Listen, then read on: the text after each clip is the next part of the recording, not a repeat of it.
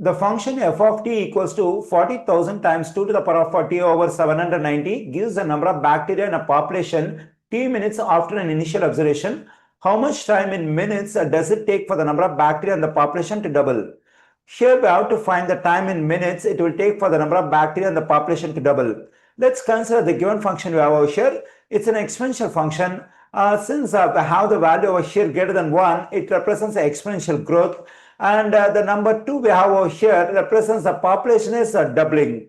And what if the value of the exponent over here is just 1? If the value of the exponent over here is 1, it will become 2 to the first power. 2 to the first power is just 2. Then the initial population is multiplied by 2. That is, the initial population is doubled.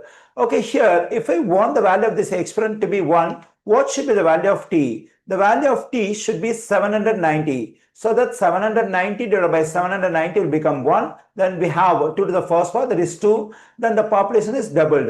So every 790 minutes, the number of bacteria in the population will double. We find 790 in answer choice B. The correct answer choice for this question is B.